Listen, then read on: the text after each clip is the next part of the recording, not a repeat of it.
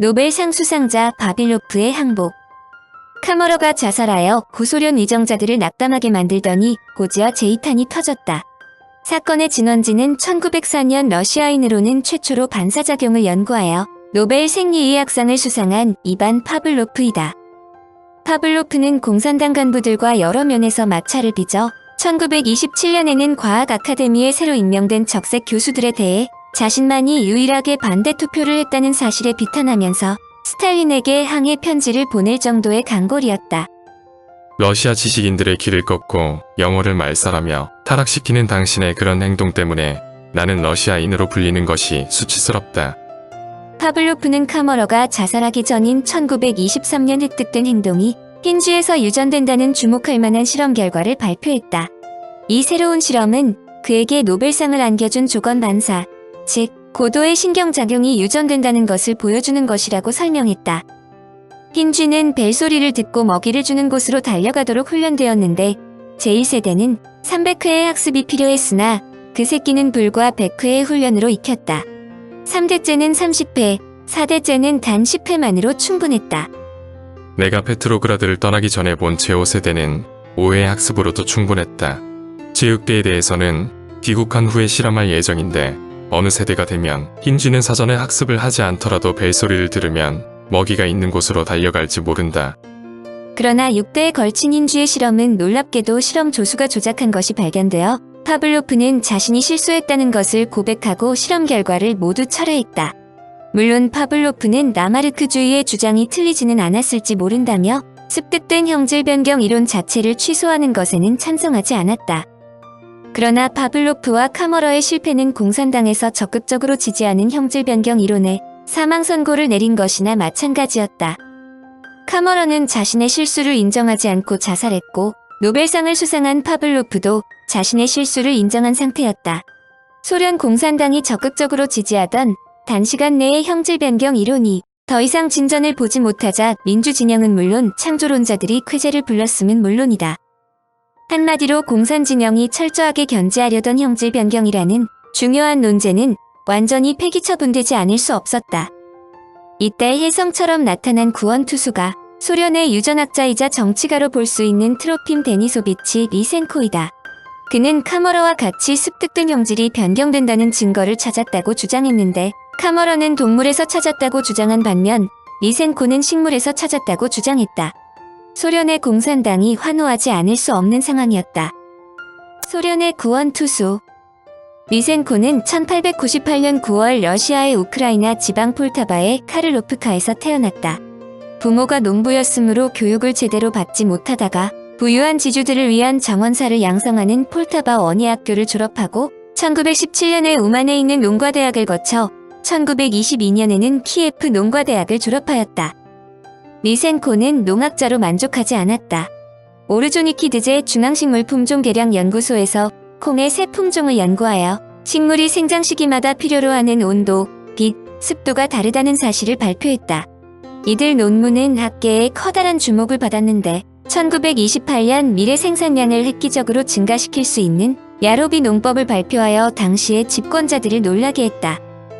원래 야로비 농법이란 겨울철 농작물의 씨앗을 몇 주 동안 저온 처리하여 봄철에 심는다는 것으로 추나철이라는 이름으로 수백 년 동안 농민들이 사용한 방법이다. 소련은 정부가 국민들의 식량을 책임지는 공산주의이므로 농산물 증산이 가능하다는 그의 주장은 곧바로 채택되었고 소련의 많은 지역에서 그의 방식을 채택하여 농사에 들어갔다. 당시 러시아 농업은 관료들 마저 넋을 잃을 정도로 엉망이었는데 우크라이나 지방에서 소맥을 재배하는데 추나 처리를 조직적으로 적용한 결과 과거보다 3배의 수확을 얻었다고 우크라이나 인민위원회에서 공식적으로 보고했을 정도다. 그는 이어서 툰드라 지방에는 토마토, 중앙아시아 지역에는 사탕물을 재배하는 것이 좋다고 제안했다. 리센코의 업적은 워낙 두드러졌으므로 1930년에 오데사 유전학 연구소장으로 임명된다. 호밀과 밀은 두 가지의 개화행동 범주로 구분된다. 예를 들어 봄밀은 봄에 파종하여 같은 해에 개화한다. 이것은 1년생 식물이다. 반면에 겨울밀은 2년생으로 가을에 파종되어 다음해 여름에 개화한다.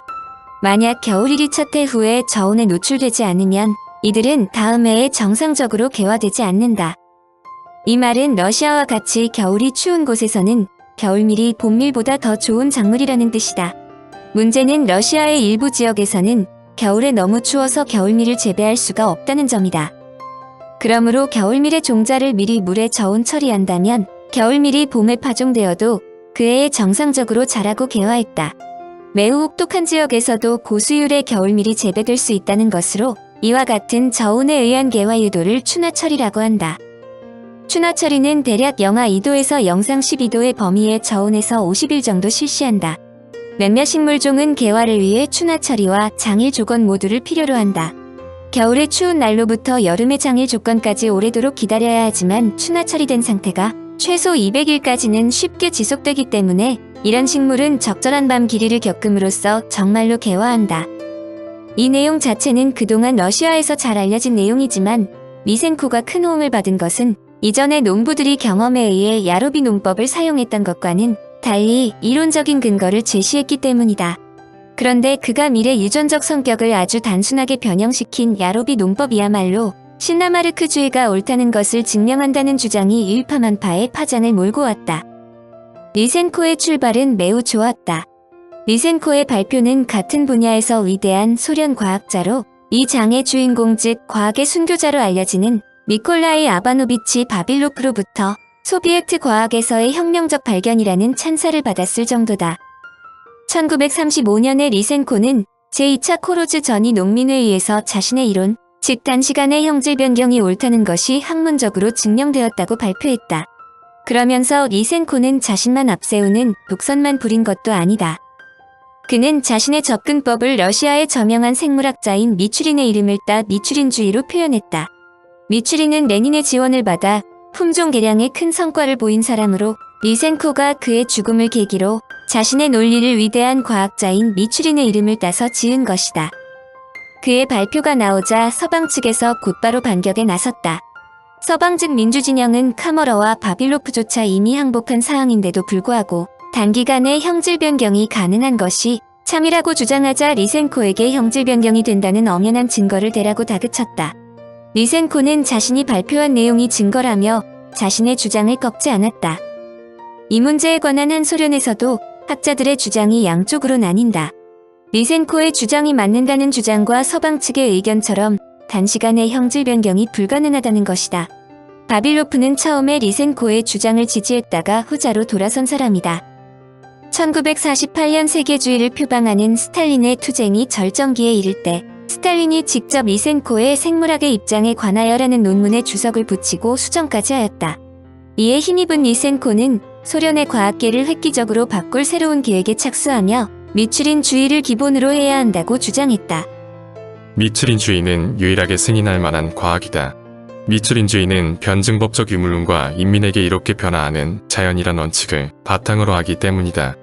미추린주의를 학생들에게 가르쳐야 하므로 기존에 설립되어 운영되던 유전학 과목의 폐강, 교과서의 개편, 연구소의 폐쇄 등 조치들이 잇따랐고 소련 과학계 전체가 커다란 소용돌이 속으로 휩쓸려 들어갔다. 물론 리센코가 정치적인 전투에만 나선 것은 아니다. 그는 기본이 학자이므로 서방 측의 요구대로 형질 변경의 증거들을 계속 발표했다. 한마디로 리센코는 자신의 주장하는 습득된 형질이 변경될 수 있다는 이론적 근거를 내세우며 서방 측 학자들의 지적을 조목조목 반격했다. 논제의 요점은 자연 속에서 자발적인 변형 이전의 예를 발견했다는 것인데 밀 이삭에서 호밀이 자라났다는 것이다. 밀이 보리나 귀리로 변할 수 있으며 나무들도 종을 바꾸어 다른 품종으로 거듭 태어난다는 뜻이다. 봄철에 자라는 마카로니 밀을 보통개 밀로 변형시킬 수 있다고 주장했다. 리센코의 논지는 환경의 조작에 의해 유전적인 변화가 인공적으로 만들어질 수 있다는 것으로 염색체가 달라진다는 것이 형질 변경의 증거라는 설명에 주목하기 바란다. 리센코가 발표하는 논문을 엄밀히 검증한 학자들은 그를 지지하는 데 주저하지 않았다. 당시에 습득된 형질이 변경된다는 증거를 발견하지 못해 안달하던 차에 리센코가 염색체가 달라진다고 주장한 것은 학술적인 면에서 큰 진전을 이루었다는 평가였다. 그의 정치적 성향은 어떻든 리센코는 유전학 분야에서 세계적인 학자로 부각된다. 서방 과학자인 앨런 모터는 1951년에 소련 유전학이라는 책을 발간하면서 리센코주의는 세계 역사상 혁명적인 사건이라며 극구 칭찬했다. 문제는 리센코가 서방학자들의 주장을 조목조목 반박하면서 습득된 형질이 단기간에 일어날 수 있다고 기염을 토했지만 서방 세계의 학자들은 이를 공산당의 상투적인 선전으로 일축하면서 리센코가 내세운 내용 자체를 믿을 수 없다고 무차별 공격하는데 주저하지 않았다는 점이다. 한마디로 공산당이 만든 논문이므로 조작이 분명하다는 주장까지 제기되었다. 결국 형질 변경을 둘러싼 진화론은 논문의 진위 여부를 떠나 서방 세계와 공산 세계 학자들 간의 자존심 싸움으로까지 비화되었는데 시간이 갈수록 리센코가 불리해지기 시작했다. 리센코가 불리해지기 시작한 것은 간단하다. 우선 리센코는 스탈린의 강력한 지원하에 전국 농업과학 아카데미 회장에 취임한 후 자신이 주장하는 형질 변경을 인정하지 않는 사람들을 제거하는 데 앞장섰다는 점이다. 그의 주장은 간단하다. 자신의 주장을 인정하지 않는 서방학자들은 제국주의자들의 앞잡이인데 이에 동조하는 소련학자들도 외국인들의 농간에 놀아나는 반동이며 새로운 소련의 농업으로 러시아 민족을 먹여 살리려는 계획에 찬물을 뿌리는 매국노라고 규탄했다. 그런데 리센코에게 파국이 찾아왔다. 철의 장막에서 이루어지는 일이므로 스탈린의 강력한 지지를 어느 누구도 거역할 수는 없는 일인데 스탈린이 1953년에 사망한 것이다. 리센코에 대한 반대 세력들이 벌떼같이 일어났음은 물론이다. 리센코에게 무식한 독단주의자라며 반발했다. 리센코는 1956년 농학 아카데미 회장직에서 물러났다. 리센코에게 닥친 두 번째 악재는 그의 이론과 기술을 토대로 소련의 많은 지역에서 그의 주장대로 농사에 적용했지만 식량 생산이 획기적으로 증산되지는 않았다는 점이다. 미리 습기에 의해 완전히 썩는가 하면 미리 싹트더라도 파종기 안에서 엉클어지기 일쑤여서 손으로 심어야 했다. 어떤 환경에서는 수확이 늘어나는 경우도 있지만 수확이 비약적으로 늘어나지 않고 오히려 작황이 나쁜 경우도 있었다. 현장에서 농부들이 추나 방법을 제대로 접목시키지 못한 이유도 있지만 여하튼 결과적으로 소련의 농산물 수확이 당초의 생각보다 획기적으로 증진되지 않았다. 결국 리센코는 1963년 공식적으로 비판을 받고 유전연구소 소장에서도 물러나며 러시아 과학계에서도 매장된 후 1976년 쓸쓸히 눈을 감았다. 리센코주의가 소련에서 큰 파문을 일으키자 이를 반긴 것은 자유진영 학자들이다. 이들은 일사불란한 공산당에서 스탈린이 강조한 논리조차 분란을 일으키는 것을 볼 때 리센코의 이론이 설득력이 없기 때문이라고 주장했다. 이 점은 서방에서 계속 물고 늘어져 정치적인 목적의 과학이 영합할 때의 단적인 폐해로 계속 거론되었고 공산주의가 실패하는 근본 요인으로까지 비화되었다. 좀 더 진지하게 말한다면 리센코는 이데올로기와 상충하는 과학을 거짓 틀에 맞추려고 했기 때문에 과학에 깊은 상처를 입혔다는 뜻이다. 더구나 공산주의 체계인 소련에서 진화론을 옹호한다는 것은 창조론자들에게 진화론을 공격할 또 다른 빌미를 주었다. 무신론자인 공산주의자가 신봉하는 진화론은 공산주의와 마찬가지로 인간에게 해악을 입힌다는 것이다. 진화론은 과학적인 근거도 미약한 데다가 공산당이 적극적으로 주장하는 것을 볼 때 틀린 이론이 틀림없으며 이를 대체할 수 있는 것은 창조론뿐이라는 주장이었다. 진화론을 둘러싼 논쟁이 얼마나 큰 파장을 불러오는지를 알 수 있을 것이다.